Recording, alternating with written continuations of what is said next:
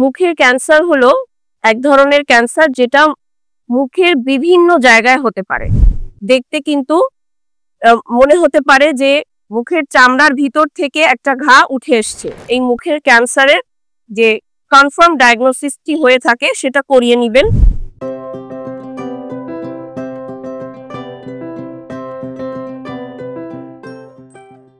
আসসালামু আলাইকুম, আমি ডাক্তার মৌসুমী ইকবাল বলছি।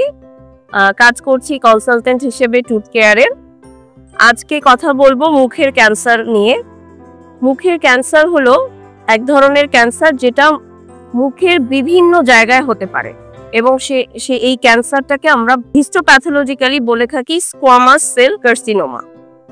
মুখের ভিতরে যে বিভিন্ন জায়গা রয়েছে, যেমন ঠোঁটের পিছনে আছে গাম, এরপরে জিহবা, তারপরে ফ্লোর অফ দ্য মাউথ বলে, তালু বলে, এবং গালের দুই পাশের চামড়া, এই যে কোনো জায়গায় কিন্তু মুখের ক্যান্সার হতে পারে।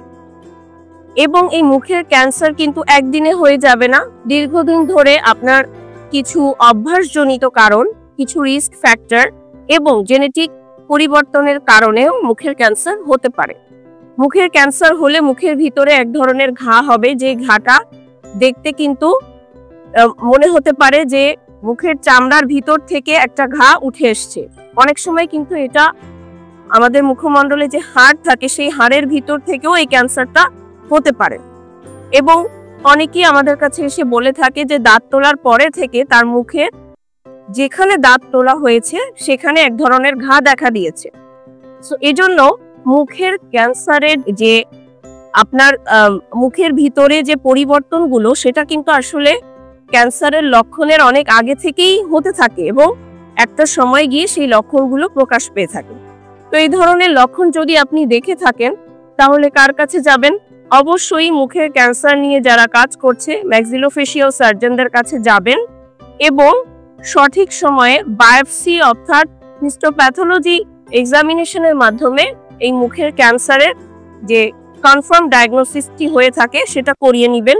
এরপরে কিছু রেডিওলজিক্যাল ইনভেস্টিগেশন অর্থাৎ সিটি স্ক্যান, এমআরআই এর মাধ্যমে ক্যান্সারটি কতখানি ছড়ালো সেটা বুঝে নিয়ে চিকিৎসক আপনার চিকিৎসা শুরু করবে।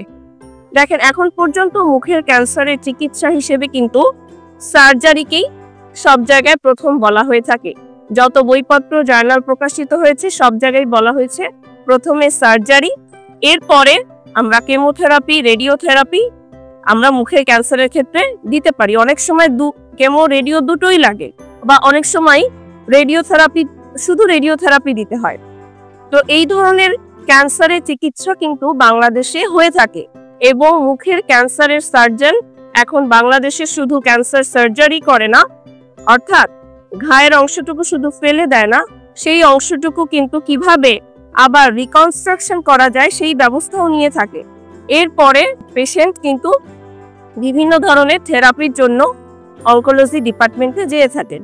তো অবশ্যই মুখে আপনার কোনো ধরনের পরিবর্তন দেখা যখনই যাবে, আপনি একজন ম্যাক্সিলোফেশিয়াল সার্জনের কাছে যাবেন এবং আপনার মুখের ঘায়ের সঠিক চিকিৎসাটি নিয়ে থাকবেন। ভালো থাকবেন সবাই। আবারও নতুন টপিকস নিয়ে কথা হবে। ধন্যবাদ।